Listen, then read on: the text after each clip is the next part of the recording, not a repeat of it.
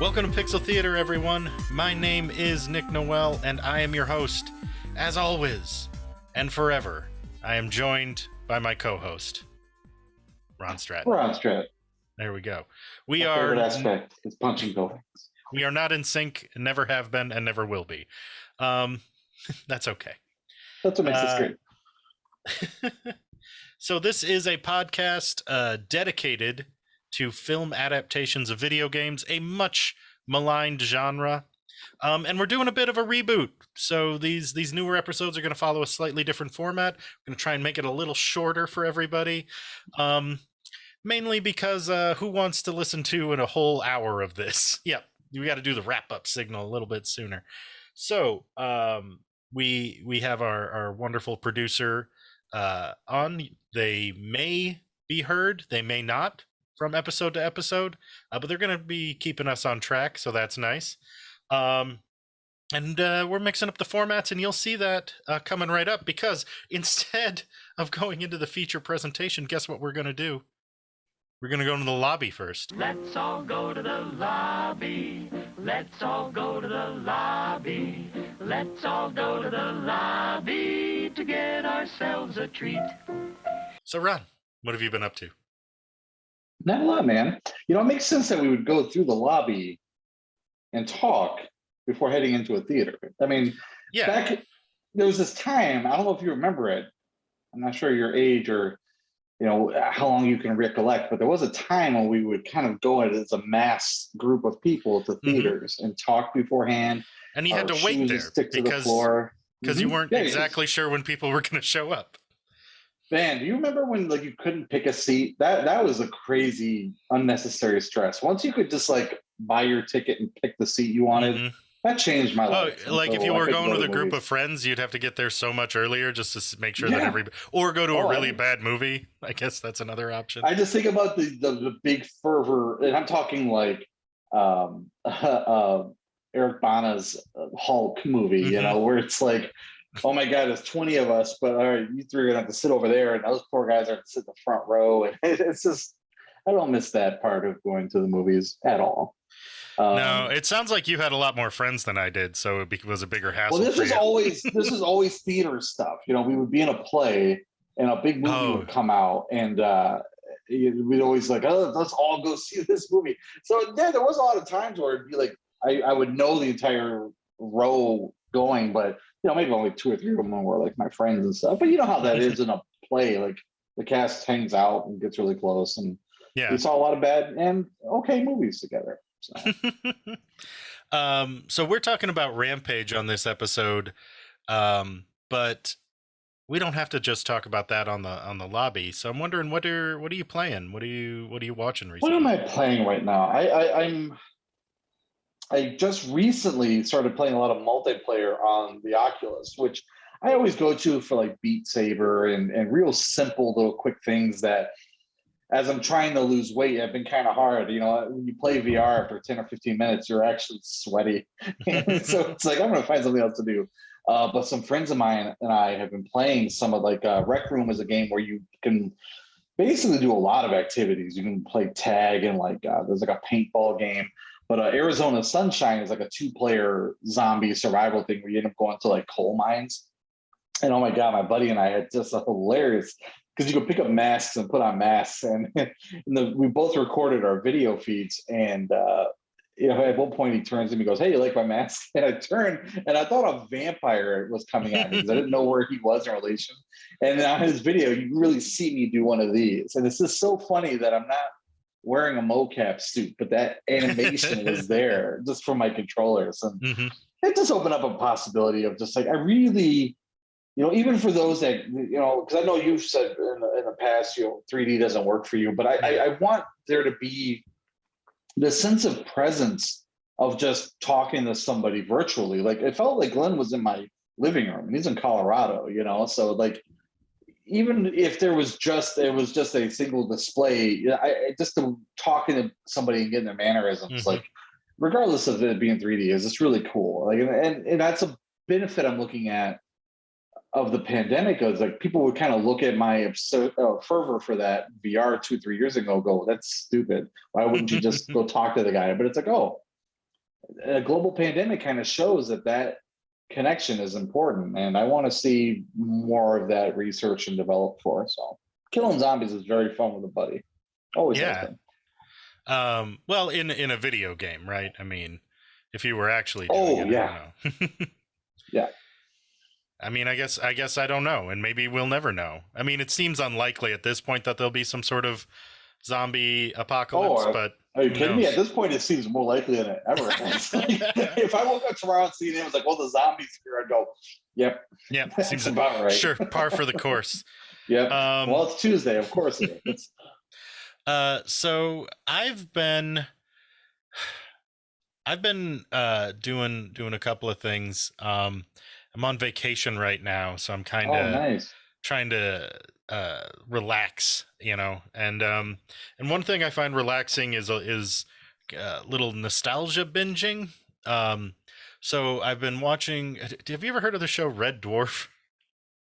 Yeah, I can't remember if I've talked about it on the podcast before, but no, and I don't know if I've talked with you about it before. It was a long time ago, but I liked it. Was it a Sci-Fi Channel thing, or did they just re-air it?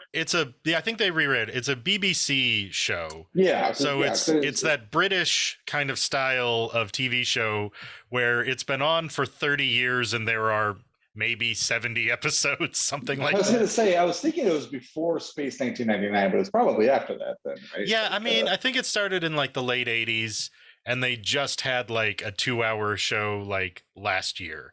So like all the cast is involved with it. Like one of the people that we've kind of talked about, he was in I'm going to forget his name unfortunately now, but anyway, the point is like the pretty much the whole cast has been in it since the beginning, and they all just kind of get together whenever they feel like to be in a show, and it's, I don't know, it's not a great show, I'm gonna be honest, but it's a sci-fi comedy, and I always appreciate sci-fi comedies because you don't get to see them that often.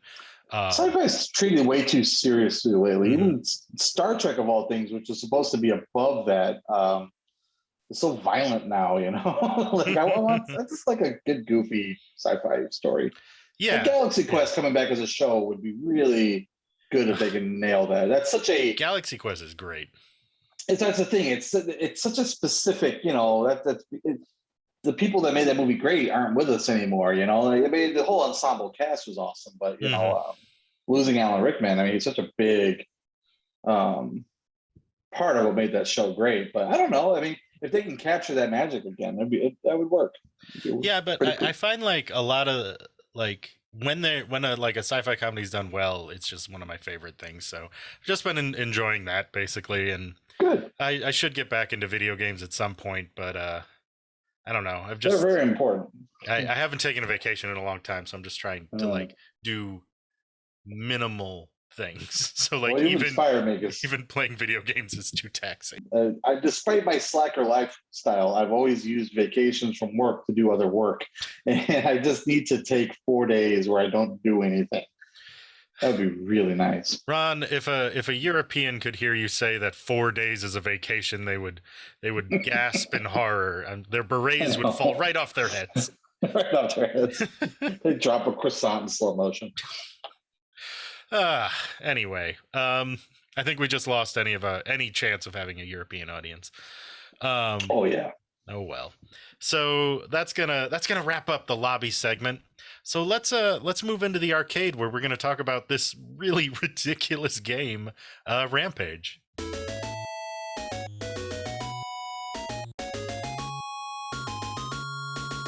My main memory of this is playing it. I think it must have been on maybe a Super Nintendo, and I think it was pretty much an arcade version with my friend, and just playing it for so long that my thumbs were no longer able to work. Like I developed like blisters on them, and I think we beat it or almost beat it.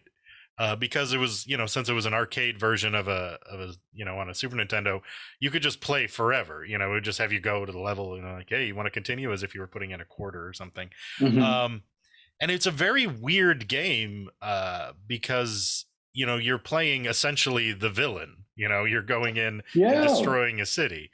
And I know there must be at the time. I mean, I'm not a video game historian, so I don't know, but it's certainly the first game I played where you were, kind of in that GTA mode of like you were going to do like break the law, so you were Right. breaking I mean, because stuff. games, the tropes of the games at the time were rescue the princess or your Mhm. family or beat the monster in the castle. It was very rare to have a game where like, oh, here, let's eat the military and blow up buildings, and eating a person sitting on the toilet gained you health. Like, it was a very schlocky monster film style game, and I really appreciate it. It's funny you brought up your hands writing because I played a lot of it. I first discovered it on the NES with a buddy, and I remember it was very, very repetitive, but especially to like a 7 or 8 year old, it was just so fun to be the Yeah. monster. Like I would knock down the buildings, and the next level would start, and I'd want to knock them down again. But my sister and I got really hooked on the N64 ports because they had this kind of claymation style to it. But I don't think the games ended. I remember like being on like level 125 or something like that. Like we had played all week, and I think that one, thank God, you had like a quick save or whatever. But it was just really interesting little animation quirks. So you would climb up the building, you would punch, you kind of punch diagonally, and you get in this rhythm where you punch diagonally and you kind of drop as you're doing it, and you would just really level the building. The N64 one was great because you could kind of grip it and then jump and like pound it with your feet and do more damage. And um, the concept of a really interesting game is there. I'd love to see that developed for a console Yeah. today. Like, can you imagine us getting like 3 people together and playing that online? And like the whole Yeah. point is trying to level the city, but you've got a time factor. And I'd love for it to be asynchronous, where you could have human players be the military trying to take you down. Like, Yeah, you it's could a really go somewhere concept with that would be really interesting because I mean, it kind of reminds me of that, like, was it PS2 Hulk game, like where you Mhm. were just and like all you were doing was just smashing buildings up. I don't remember what the point of the game There was. really It was wasn't like any point. you had to like destroy 6 tanks or something. I don't remember. But Yeah. I do think it was funny that like it always started with like you were on like Hulk Island or something, and then you would jump into a city, as I remember it, and then just trash the place. The new game kind of gives you that sense. It's so funny because the worlds are huge when you're playing online. So Thor's kind of using his hammer to fly, and Iron Man's Hmm. obviously got his propulsion, and Hulk is just hopping. But you hop so fast and so far, like you're just lapping Iron Man, and it's so funny to me. So he's my favorite character to play in that game. It's just hopping around like a crazy rabbit. But yeah, I think that would be a cool like, especially like given the advances in what we've seen in like console gaming, that you can My God, like, the new consoles, it yeah, could look like Pacific Rim if done right. It would yeah, really have that and like, level of fidelity. and you could also like do it where you could like switch around, so you could play like as the military sometimes, where you're Uh-huh. setting up a city to not be destroyed, and then you could go be the thing that destroying it, or you could play like there's I'm trying to think of, there are games where I guess kind of like Among Us is like this, where you're like co-opting, but one person's the bad guy. Um, Yeah, well, that's what they call it. It's weird, but I don't know if it's not asynchronous. It's asymmetrical is what mhm, the term for it. Because like Friday the 13th is a good one. Like yeah, someone's Jason, but the rest of the counselors. A Dead by Daylight, same concept where you're Mike Myers and other random villains. But it's fun in those games because, and I don't know how you'd work this with the military because their objective would be to take down a monster. But my favorite aspect of those games, like Friday the 13th, is you're working on um, finding parts to a car. Like the car has no gas, you have to find the gas. It has no keys. Find the keys. It needs an alternator, and you come together. But the car can only sit 2, and there's 4 of you. So it becomes this thing of like, oh, thanks, fuckers, and you drive off. And I love that aspect. I don't know how you make that work in a military function, but I I mean, you think could that's where see you as make it. like, there are a concept in the military of acceptable losses. So you can be like, you've got like 4 players, they are all in charge of like different aspects of a city's defense, and they're like, Yeah. okay, so in order to lure the monster there, this person's going to be targeted, and then we're going to like launch our arsenal at that, so that player loses for that round, but the team Mm, wins, or something like that. yeah, that could be fun. I don't know. It's just There's a silly lot of because stuff. it's the dumbest concept for a game, with so much potential for a modern take, you know, like Mhm. because really like all the game was is and it's funny that there's a movie about it because the game was like, oh no, there's a laboratory and oops, our chemicals spilled and now these people are monsters. And you know, you get this little naked woman, and well, that was the thing when your health deteriorated, you would shrink down to the naked person, and they would try to get off screen, and you could eat your buddy, which is a very dick move, but it was also kind of hilarious. It was You like could I don't remember if it did anything to them. It was maybe they couldn't come back into the round, or I don't. It probably didn't really do anything. I don't remember. I think it was, It was just kind of a funny funny. way of owning your friend, like a fatality, like and that's another thing that would be really. I mean, my God, I just wish I don't know. I wish I could call somebody because the more damage you do to the buildings, you know. So yeah, sure, the military is fighting you, but you know, it's like let's say I'm Ralph and you're like Lizzie, you know, but you've knocked down more buildings, but I've done more damage to the military, but you would win even though we're working together because your total damage was so high, you know. And you went full Rampage and like, God, I just want to play this now. You're watching this movie instead of this stupid movie. You know, I think it was one thing I thought was interesting about the game that kind of maybe not interesting, but it's something that bothered me when I was a kid because I was a obsessive child. I don't know, where it's just like, okay, so there's a lizard one that's basically Godzilla. There's a gorilla one that's basically King Kong. I don't remember any giant wolves that attacked everything. Where'd the wolf come from? It felt like a desperate writer's room. Like, you know, they didn't want to do Mothra because like a big moth would be hard to like. Flying, a werewolf. It's like, listen, they all have to have the same basic movements. We're not animating or programming like multiple different kinds of monsters. So no giant squids, no flying things. They all have to walk. I guess a wolf. I mean, werewolves. Yeah. It's just a big werewolf, I guess. So I don't know. It is kind of. But at the same time, like I can't think of another giant monster they could have done. It seems like it's just Cthulhu, King Kong. Maybe. So like there was an octopus. I don't know. Yeah, and even that would be hard to convey on a Nintendo. Dragon would be cool, but it's very close to the lizard too.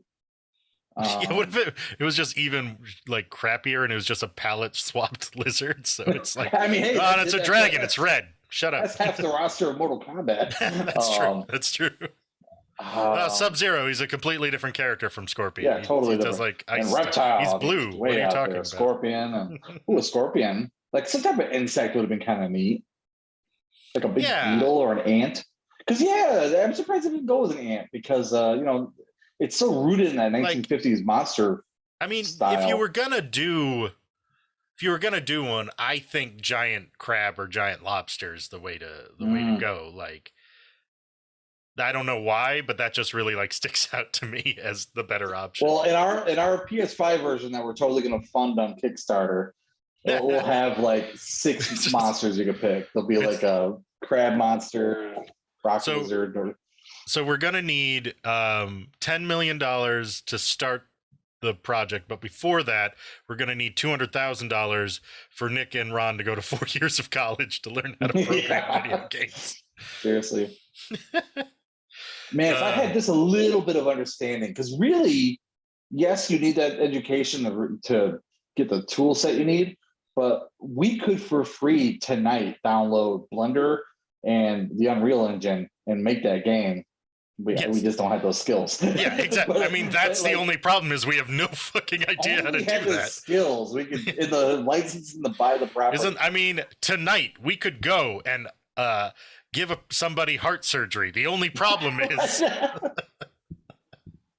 just holding this back is.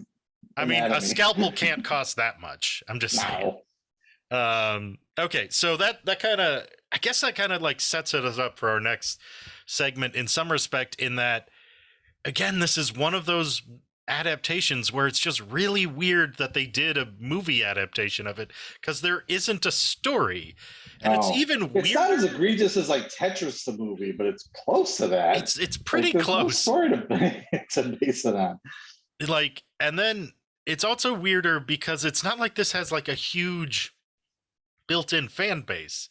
So like that's the reason why like these other ones get made, or a lot of the time is like I mean, that's definitely the reason Warcraft, for instance, got made, is that, you know, it's got this huge amount of people who are interested in the product.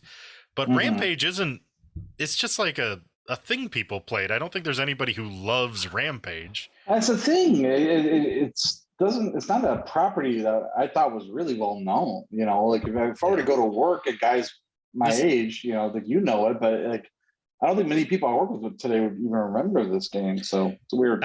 We'll get into it a little bit more when we talk about the movie, but it definitely feels like a movie that they worked backwards from. They were like, okay, we're gonna have this, and then somebody's like, oh, that's kind of like this property. It's like, okay, let's license it, and that'll be the movie then. Yeah. Okay, everybody.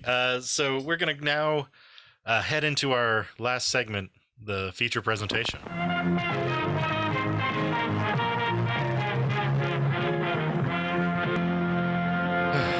Okay, Rampage, the film that exists for some reason. That reason being big CG monsters. I think that's basically it. Also, The Rock likes being in video gamey kind of movies, as we can see from the Jumanji films, which are, I think, pretty fun. Like, I like they're fun, you know. There's always this air of kind of eye rolly, like, oh, the Kevin Hart, The Rock, Jumanji films, but I like both of them, and you know, like they kind of homage and respect the first movie, but do their own kind of campy thing. Like no one's taking it seriously, and they're having a good time. Yeah, exactly. But that's that movie, not Rampage. So essentially, this is a movie about a evil corporation that's doing gene splicing, and then the gene splices material, the splicer guy, all that CRISPR tech, the CRISPR stuff gets loose from a space station and makes a gorilla big, and also some sort of alligator big, and then I think also a wolf big. But just for the smallest of tangents, the way they were talking about the wolf made it seem like it was already big, because there's like a legend about it, and like it had only happened a week before. So maybe there was timing is weird. Yeah, so maybe there was a big wolf, and then the big wolf got bigger. That's probably I do love the setup of like Joe Manganiello. God, why Joe Maglione, something well, like you that. Take that one. I like him, and but it was very interesting to have his character established as this badass. It's just their whole team's taken out by that wolf, and so that was kind of fun that they went that aspect. And I do love that, you know, they kind of dance around copyrighted things, like the lizard doesn't really look like Godzilla, and George is an albino gorilla. So yeah, that's not King Kong at all. What are you talking about? Yeah, and then the wolf, they didn't have to do anything because it's just a wolf. Well, it's got a lot of weird, isn't there, like hedgehog spines? It's funny because there's a lot of like technical jargon and like a basis in reality for genetic modifications, which are unnecessary. Like the movie just seemed to be a bunch of guys in lab coats, started off like Cabin in the Woods, and somebody goes, oh shit. And then you cut to one of those guys bursting out of the walls, and that's it. I don't need to know that there's CRISPR technology and DNA of a fish. Like, come on, like this. I find it funny when movies that shouldn't feel the need to justify themselves.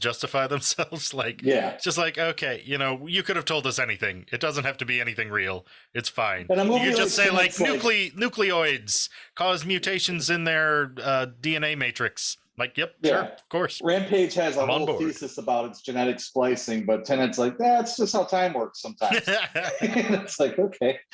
But yeah, Rampage. I don't know, man. It's funny because we'll be talking about Monster Hunter soon, which had a budget, I think, half of this one. This is 120 million. And it feels like a big movie. But it's so funny that the effects on Monster Hunter kind of stuck out more for half the budget. And they're not that different, you know. They're like, not that different. I mean, they're not that like powerhouse. Like, when did Rampage came out? Like 3 years ago. So like essentially more or less the same technology. 2018. And, I mean, really, like they spent their budget on cast and locations, because they're fucking going everywhere. They're on planes, they're on army bases, they're shooting at night, they're always outside. Just all that stuff eats into cost. Like they have everybody is somebody. They have Malin Ackerman like as a villain, and maybe she isn't the most well known, but she is a person who. I like that Jack Quaid shows up in the background. Like Jack. This is before The Boys, though, right? Yeah, I would have watching this, but after The Boys, now I'm like, oh hey, Dennis Quaid's kid, how are you? Yeah, which I'm sure he appreciates. Yeah, exactly. But yeah, he's in it. We've obviously got Dwayne Johnson as the lead. We've got that guy who was in 2 seasons of The Office as one of the villains. I don't remember his name though.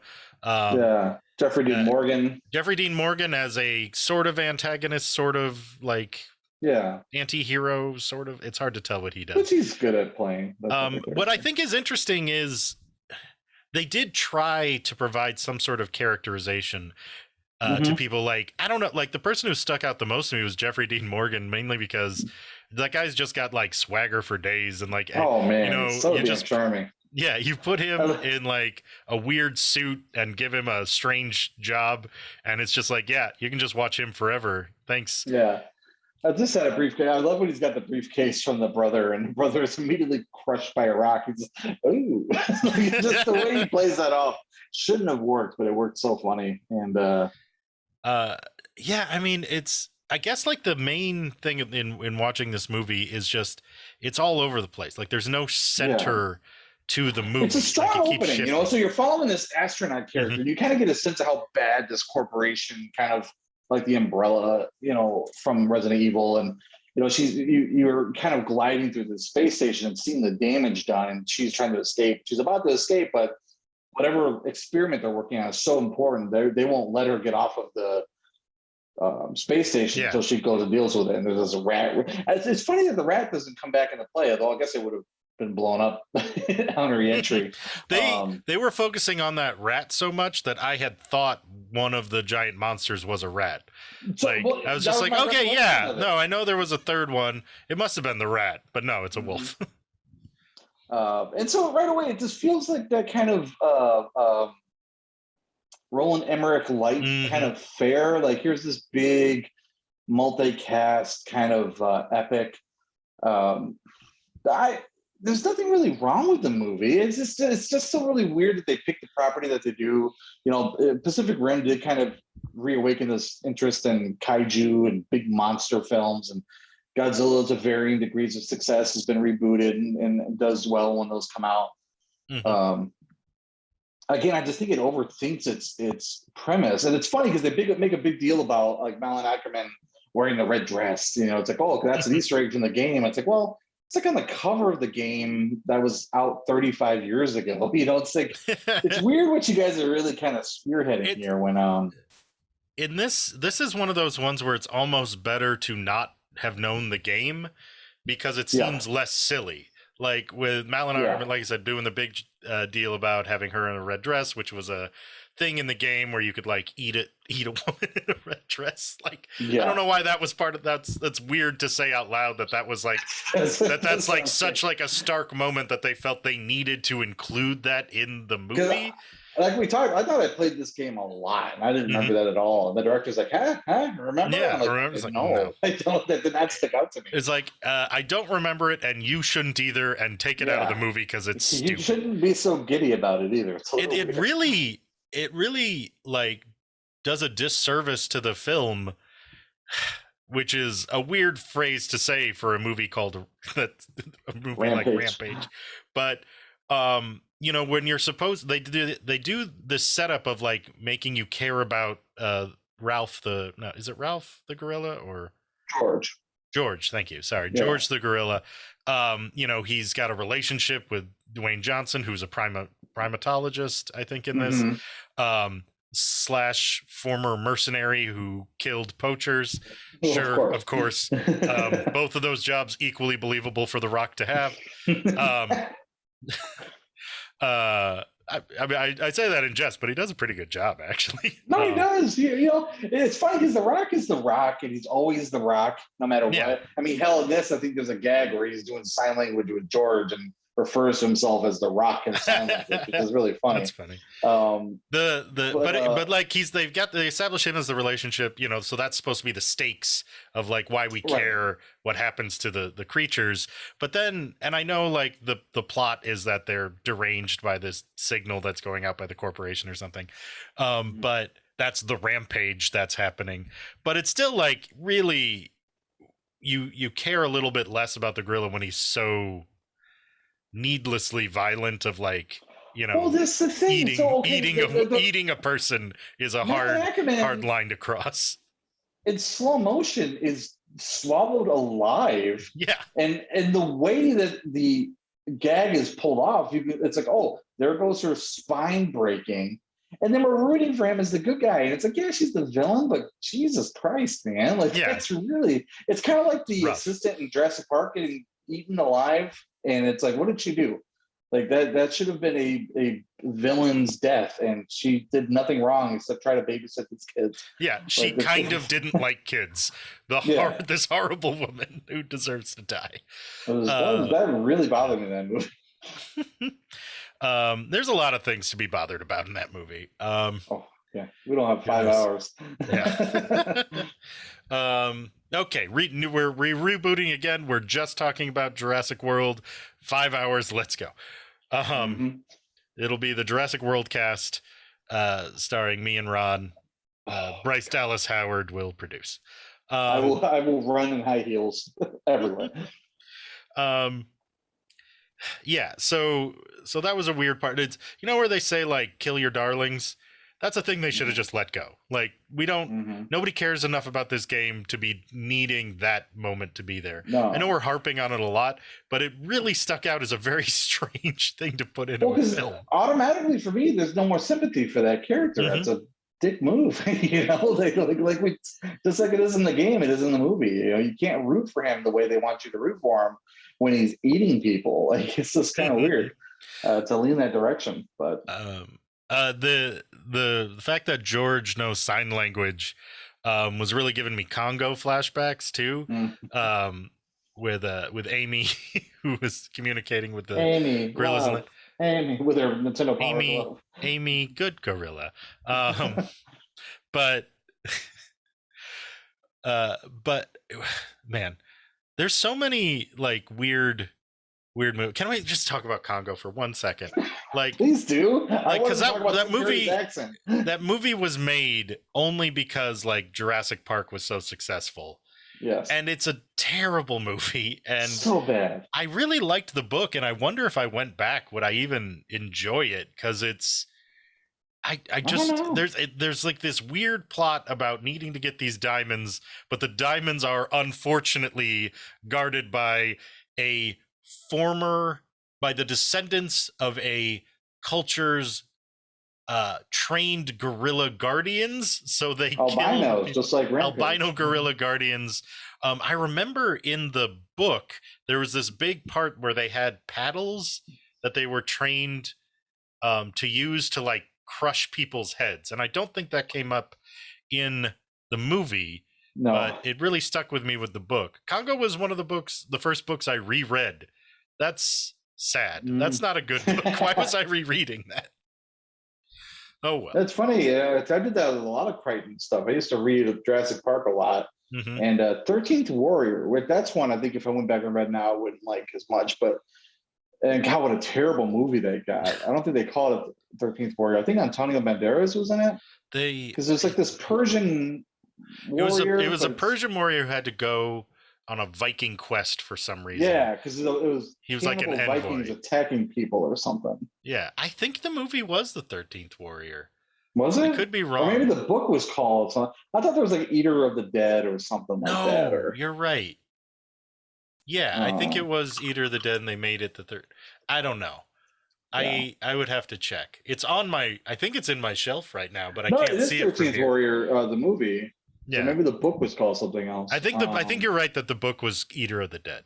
I think that makes sense. That's probably they're like gross. We got to call it something else. Yeah. But they made all of Crichton's even lesser works into movies. Like remember Sphere? Ugh, not great movie either. We'll have to save that for a Crichton one-off podcast. Our producer is reminding us that the thing is about Rampage and not about Michael Crichton. So I was ready to go on a whole tangent about albino gorillas and bring it back to Rampage, but I just wanted to talk about Tim Curry's amazing African accent. Oh yeah, he was supposed to be South African in that. Yeah. Tim Curry's amazing. Gorillas go bing bing, I go blam blam. Or fantastic. Yes. So to Rampage. To wrap this up, what do you think? What do you think could have made? Is there anything that could have made it better? Tightening it up, like is it too redundant to say Guillermo del Toro directing? Like it, because there's nothing wrong with the execution of the monsters or the directing. Tightening it up, not being so hung up on the science of it, and maybe lose The Rock. Maybe it works better as an ensemble cast instead of, well, obviously The Rock's going to pick up a machine gun and be all right. You know, like it doesn't work when your protagonist is invincible. You know, that's the toughest sell with his movies. It's like, I love it when Arnold started to branch out, like End of Days, where he's an alcoholic and sad, or that wonderful zombie movie he did, Maggie. Like he became more believable being realistic. And I wish The Rock would have some of that humility to play a character like that. You know, like that would help his career, I think. I mean, maybe he'll get there. He started with playing a really weird character, not weird, but a more comedic kind of character in. It was the sequel to Get Shorty, and I can't remember what it was called. Oh yeah, you're right. Because he was. But then he kind of didn't do that ever again. Music producer or something. Our producer's asking via chat if he has a thing where he has to win in every movie he's in. I don't know if he has to win in every movie. The contracts, though, I've heard in the Fast and the Furious movie is that neither Vin Diesel or The Rock can win in a fight against each other. So that's why in the movies where they're fighting, they knock each other out at the exact same time. So neither of them can win. Is this weird? Arnold had a contract clause where he couldn't be knocked down by anybody, so he got top billing over George Clooney as Batman, and Batman wasn't allowed to knock him down. Yeah, which is great. It's great when Batman can't fight the villain. Sure, so why not? Okay, so I'm trying to think. You know what? I'm gonna say something maybe controversial. Is I think, like, if I could say Roland Emmerich from 1996, if he could have directed this movie, like just really going all out, like Independence Day, Roland Emmerich, like. Because say what you want about him, he really knew how to make a cheesy, heartfelt moment in the middle of an action movie. Oh, yes, I think this kind of needed it. It needed that moment of peril. Destruction on that scale. I'm going to paint a picture for you. You go back and cryogenically unfreeze the good Tim Burton who did Mars Attacks. But it's Tim Burton's monster movie where you've got, so it'll be focused on the monsters as characters, and you have this great Ed Wood-esque opening of the. It's really all I need is a green beaker going. Watch it, Dave. Careful! Oh shit! And the beaker splashes Dave, and he becomes a naked gorilla. What if the premise was there are 3 mad scientists, and they're all working like in the same lab, and like they get so angry with each other doing these experiments that they accidentally either turn themselves or their grad assistants into horrible monsters, and then the movie just goes from there. Like I think if you're gonna do this movie, it needs to be like, I guess, enjoyable. What would make it enjoyable is if it was campier. I think part of the problem with this movie is it takes itself way too seriously. Way too seriously for a silly movie where your protagonist monkey eats the villain. And to the point where, like, it feels like Malin Ackerman and the actor who plays her brother in this, and I'm blanking on his name right now, but it feels like they think they're in a comedy, and then everybody else thinks they're in an action movie, and neither is right. So, I don't know. I guess if you're going to do something silly, you should make it silly and don't try to make it serious, I think is what we've learned from all of these movies. And life in general. Yeah. Be silly. So what would you, how many Malin Ackermans in red dresses do you give sure. out of 10 Malin Ackermans, what would you give this? Boy, it's not a bad watch. It looks good. It's explosive. I don't think it ever really hangs. I think it takes itself way too seriously, and I wish it embraced the cheesiness more. 4 feels a little strict, but I might have to go with a 4. I think it's hard to say because I think I gave Monster Hunter a 5.5, and I don't think I can give this movie less than Monster Hunter to me. So just based on internal consistency with my own self, I'm gonna have to say 6. But that's a little painful to say. Well, again, we've subjected ourselves to some gems in this process, and if I'm not painfully aware of time going by, I'm always going to be more favorable to the movie. It's interesting how much lower the bar has gotten since you've watched, for instance, House of the Dead. Yes, exactly. But that's Rampage. Yeah, there it is. We did it. The definitive work on Rampage. That's going to wrap it up. Video game we invented. Yeah, let's get to work on that. So thank you, everyone. We hope you've enjoyed listening. We've enjoyed talking. If you enjoyed the show, you can rate, review, subscribe on any of your favorite podcasting applications. If you don't see it there, write your congressman and get a law passed. We're also on Twitter. We're also on Facebook. You can find us. You can chat with us. You can ask us questions. And we will do our best to respond as best we can.